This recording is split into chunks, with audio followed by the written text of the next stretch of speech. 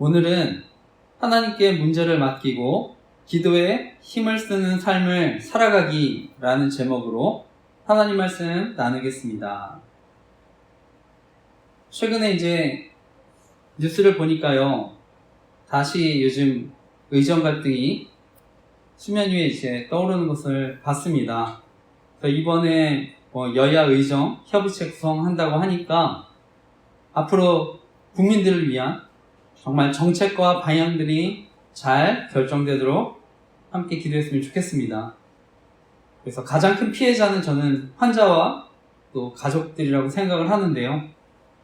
저 개인적으로는 어떤 국민들의 안보, 또 생명 이런 거에 관해서는 무엇보다 정치적으로 이용하지 않고 정말 잘 정책적으로 잘 협의해서 또 잘 만들어지도록, 그래서 잘 결정하도록 함께 기도했으면 좋겠습니다. 그래서 정말 대한민국이 안전하고 또 행복한 나라가 되도록 함께 기도했으면 좋겠습니다. 지난주 성령님이 새로운 그 교회 공동체에 또 강력하게 임재하시는 그런 사건에 대해서 말씀을 나누는데요.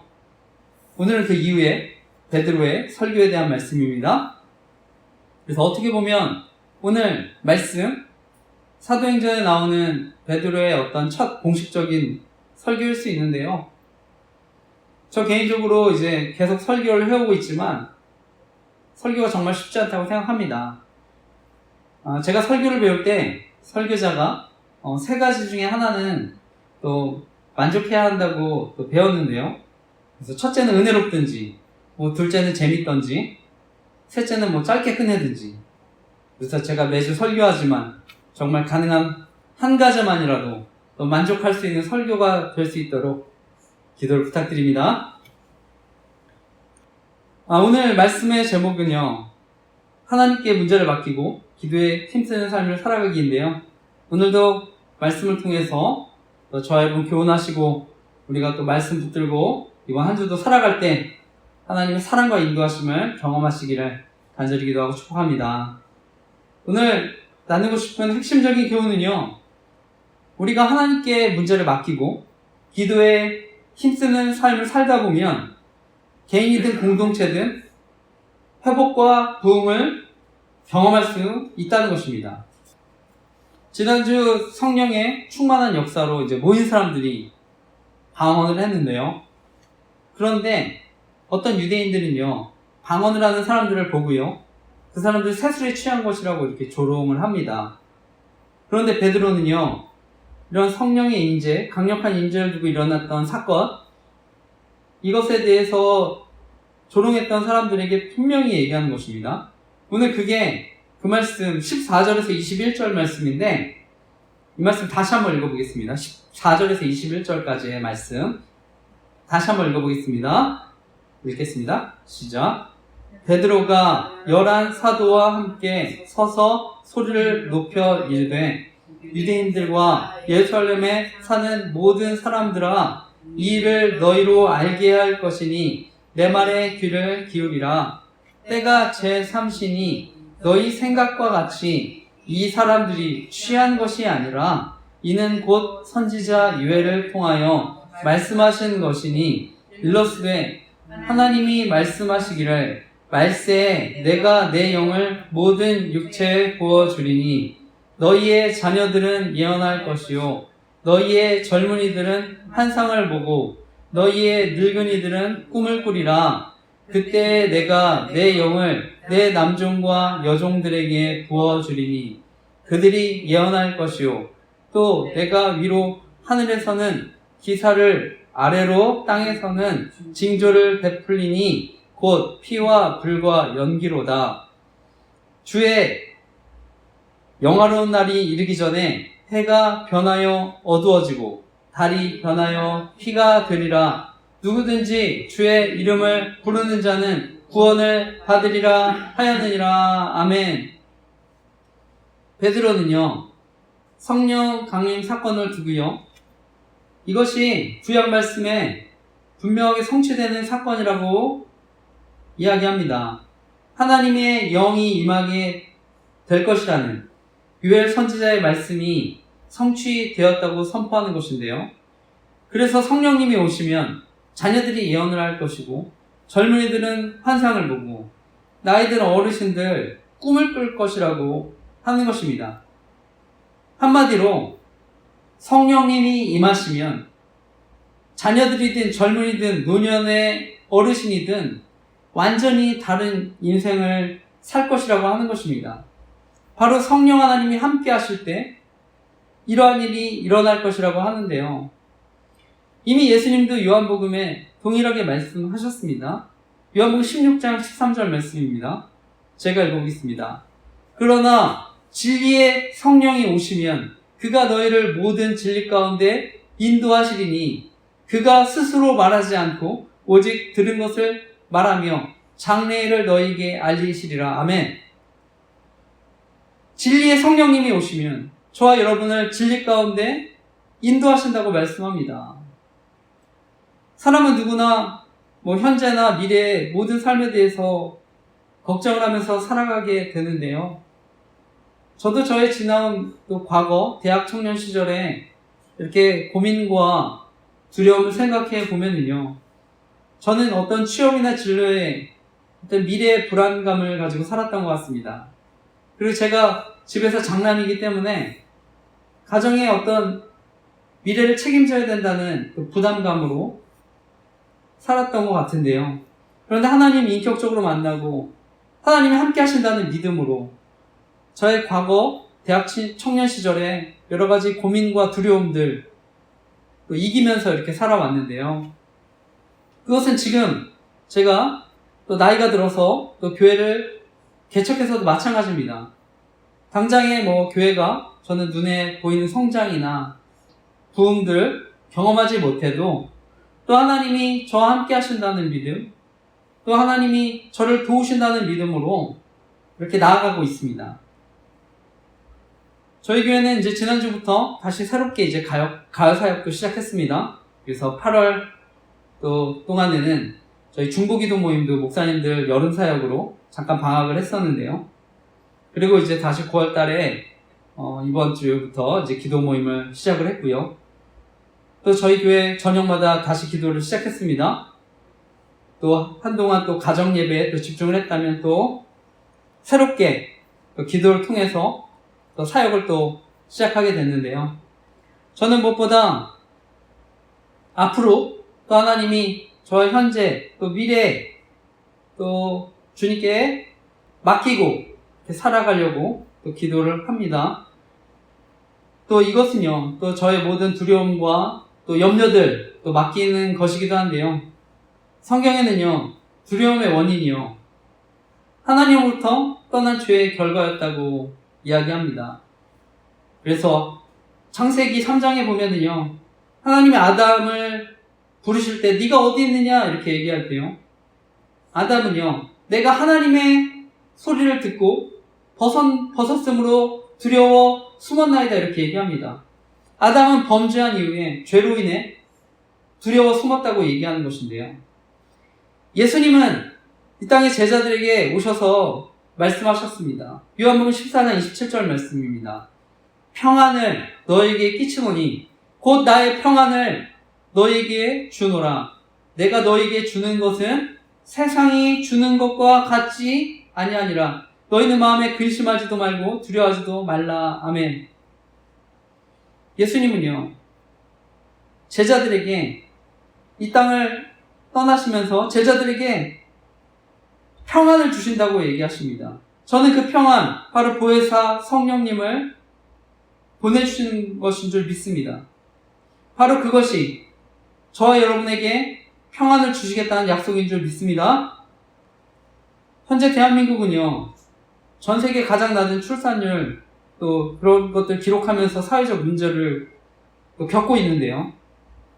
그런데 우리 과거를 돌이켜 보면은요, 그때는요, 또 지나친 염려로, 너무 인구가 많아질까봐, 지나친 염려로, 그것 때문에 지금 저는 한편으로 위기를 또 겪고 있다고 생각을 하는데요.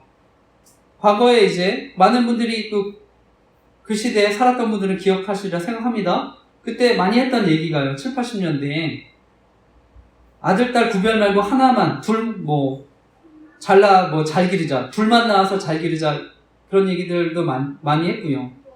둘도 많다. 하나 낳고 알뜰살뜰 잘 키우자.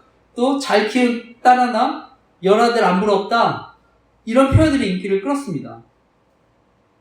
그러니까 과거에는요, 너무 많은 인구 증가를 염려해서, 두려워해서 저출산을 장려했는데요.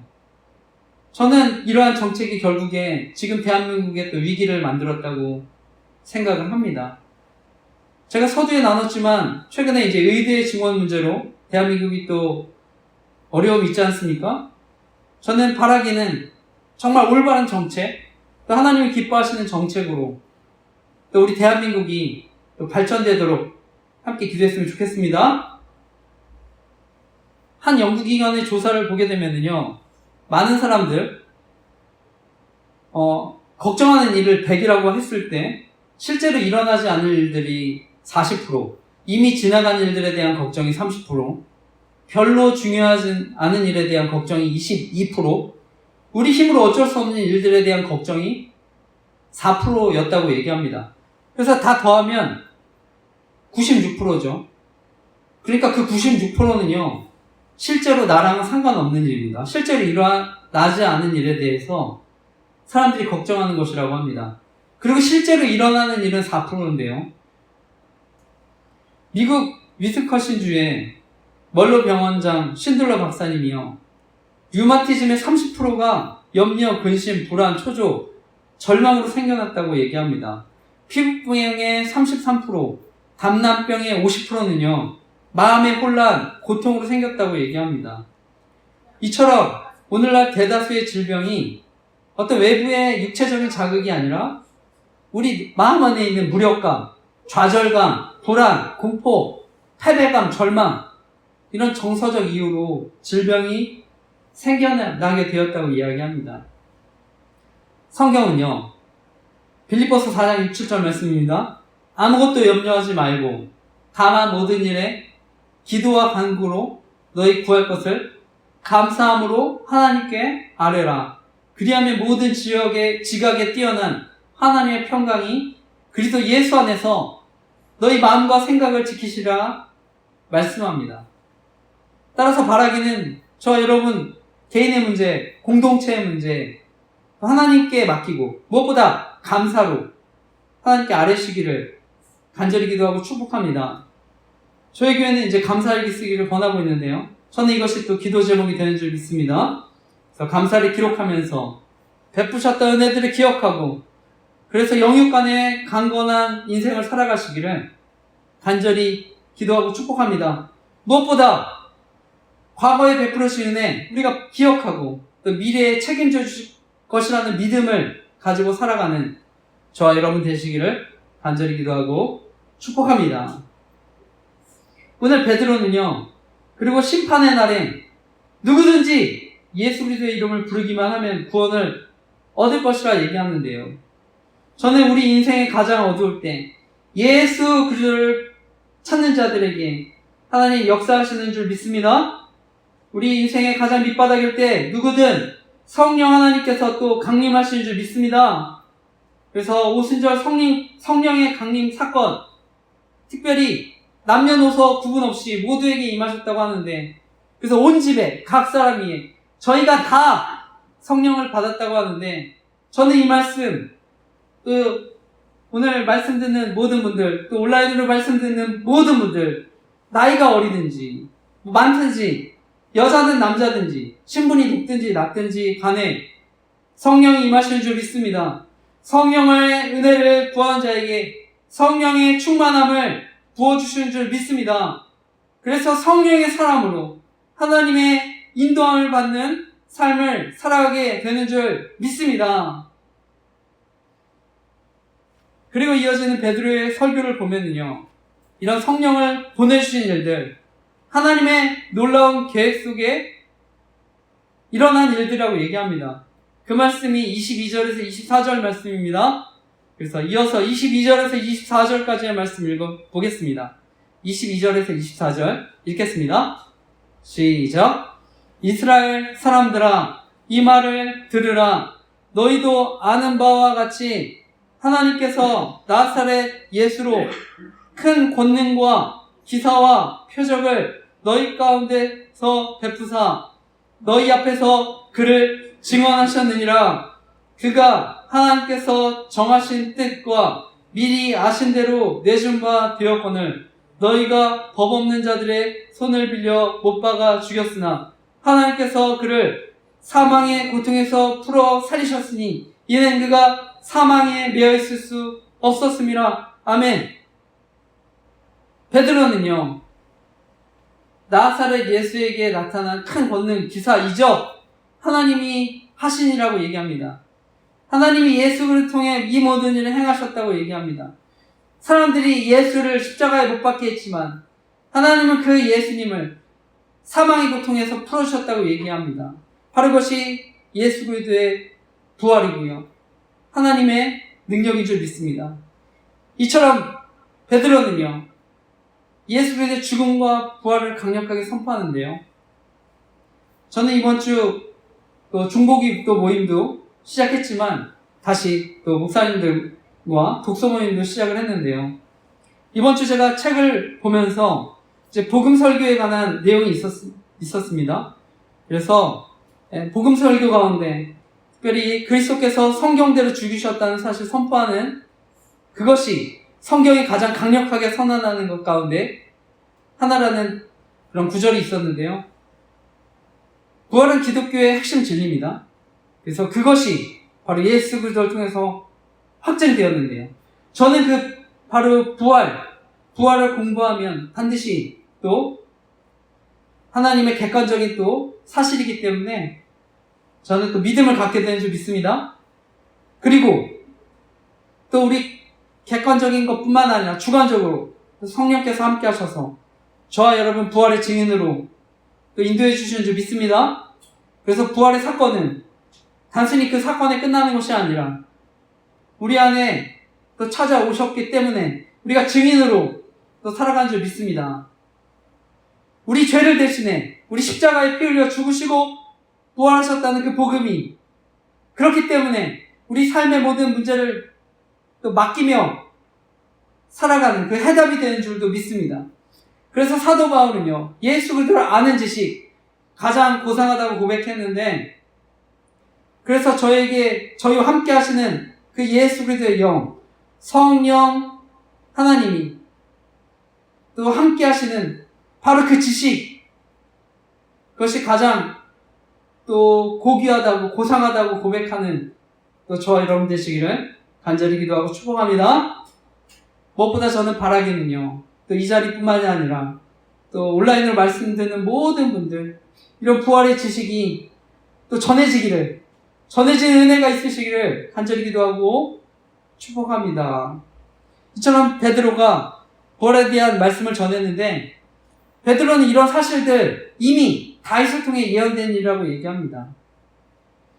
그 말씀이 36절까지의 말씀인데 너무 기니까 25절에서 27절까지의 말씀을 읽겠습니다. 25절에서 27절까지의 세 절의 말씀인데 같이 함께 읽어보겠습니다. 읽겠습니다. 시작. 다윗이 그를 가리켜 이르되 내가 항상 내 앞에 계신 줄을 배웠음이여 나로 요동하지 않게 하기 위하여 그가 내 우편에 계시도다. 그러므로 내 마음이 기뻐하였고 내 혀도 즐거워하였으므로 육체도 희망에 거하리니 이는 내 영혼을 음부해버리지 아니하시며 주의 거룩한 자로 썩음을 당하게 않게 하실 것이미로다. 아멘. 다윗은요, 주의 거룩한 자, 음부에 버려지지 않고 몸이 썩게 되지 않을 것을 이야기합니다. 이것은 그리스도의 부활을 또 증언했다고도 할 수 있는데요. 다윗은요, 선지자적인 말씀으로 예수 그리스도의 부활을 선포하는 것입니다. 예수 그리스도가 부활하셔서 다윗에게 언약하신 왕권을 받으시고 통치하신다고 하시는 바로 오순절 성령 감림 사건, 이 사건은 하나님께서 오른손으로 예수님을 높이신 사건이고 그래서 하늘에 오셔서 약속하신 성령을 부어주신 사건이라고 강조하는 줄 믿습니다. 그래서 마찬가지로 지금도 예수 그리스도께서 하늘에서 저와 여러분에게 성령을 부어줘서 이 땅을 통치하신 줄 믿습니다. 하나님 나라 이 땅에 이루어가신 줄 믿습니다. 지금도 은혜를 구하는 자들을 통해 성령을 부어주심으로 하나님 나라가 확장되는 줄 믿습니다. 결론적으로 바로 예수 그리스도가 베드로는 또 구원자인 줄 선포한 줄 믿습니다. 오늘 마지막 말씀, 바로 이제 베드로의 모든 설교를 들은 사람들의 반응입니다. 그 말씀이 37절에서 42절까지의 말씀인데요. 같이 읽겠습니다. 중요한 말씀이니까 37절에서 42절까지 오늘 마지막 말씀 같이 읽겠습니다. 읽겠습니다. 시작. 그들이 이 말을 듣고 마음에 찔려 베드로와 다른 사도들에게 물어 이르되 형제들아 우리가 어찌할꼬 하거늘 베드로가 이르되 너희가 회개하여 각각 예수 그리스도의 이름으로 세례를 받고 죄사함을 받으라.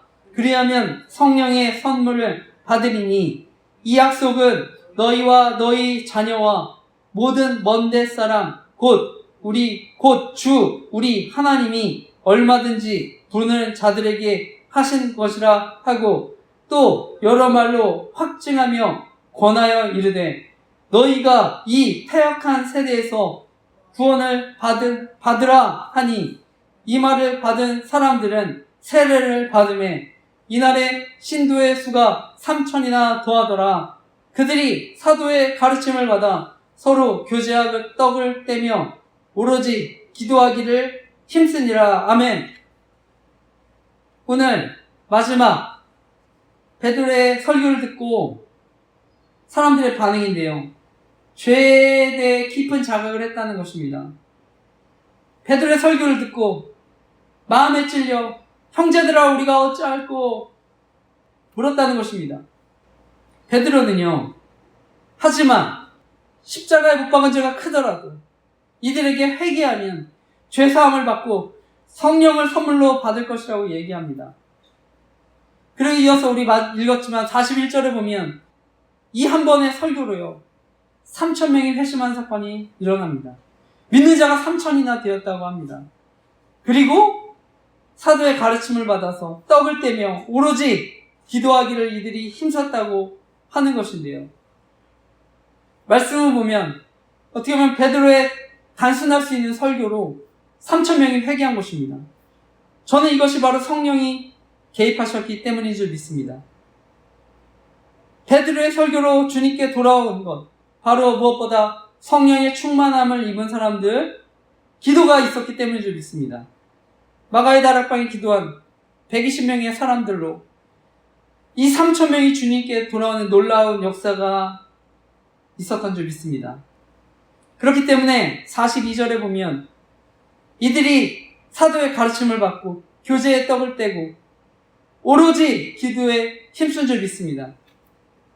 바라기는 저와 여러분 모두가 성령의 충만함을 또한 입고 또 기도에 힘쓰면서 우리 개인이든 공동체의 회복을 경험하고 살아가시기를 간절히 기도하고 축복합니다.